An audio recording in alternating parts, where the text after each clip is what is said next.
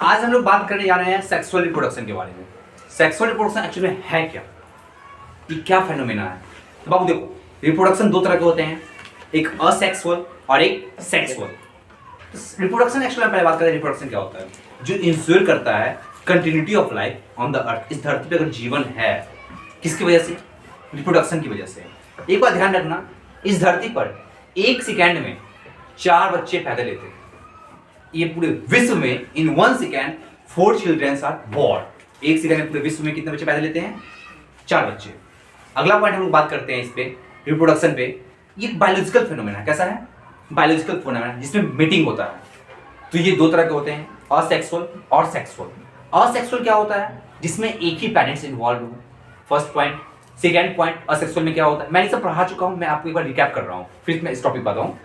Asexual में एक ही parent involve होंगे, इसमें इवोल्यूशन बहुत कम होगा। फिर क्या इसमें पॉइंट आता है? अगला पॉइंट, इसमें लेस एनर्जी लगता है, लेस टाइम लगता है, और क्या होता है?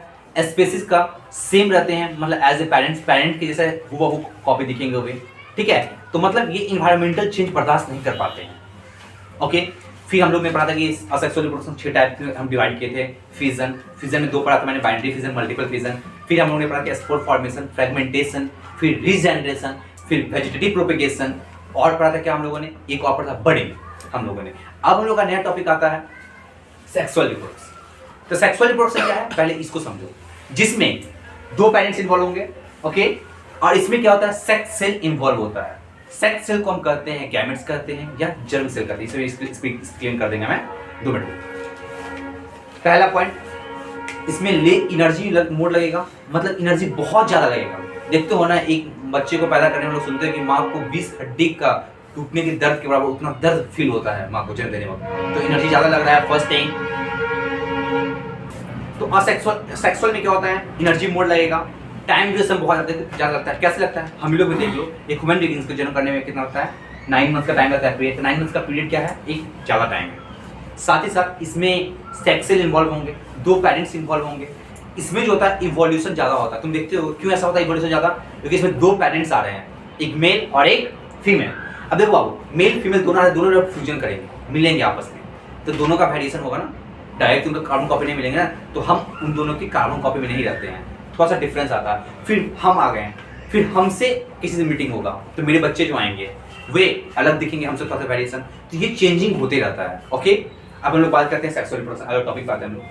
तो सेक्सुअल रिप्रोडक्शन क्या है? Takes place by the combination of special reproductive cell. Sexual reproduction कब होता है? By the combination of special reproductive cell, जिसे हम क्या कहते हैं? सेक्स सेल कहते हैं। क्या कहते हैं? Sex cell. आगे, ये सेक्स सेल 2 तरह के होते हैं। कौन कौन सा? एक मेल सेक्स सेल और एक female sex cell. Okay. Now sex cell are also known as gamete. Sex cell को क्या कहते हैं बाबू? गैमेट्स कहते हैं। ओके। इस गैमेट्स को एक और नाम से जानते हैं, जिसका नाम क्या है? Germ cell. ओके।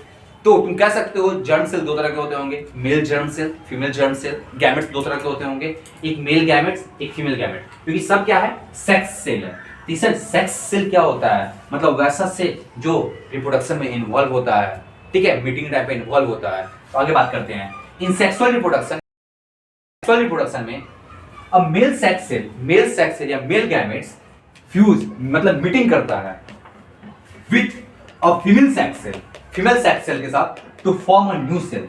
क्या बनाने के लिए? नया सेल बनाने के लिए, जिसे हम क्या कहते हैं? जाइगोट कहते हैं। क्या कहते हैं? जाइगोट। मतलब जाइगोट क्या है? In sexual reproduction when a male sex cell, एक male sex cell female sex cell से मिलेगा, तो वे रिप्रोड्यूस करेगा नया सेल।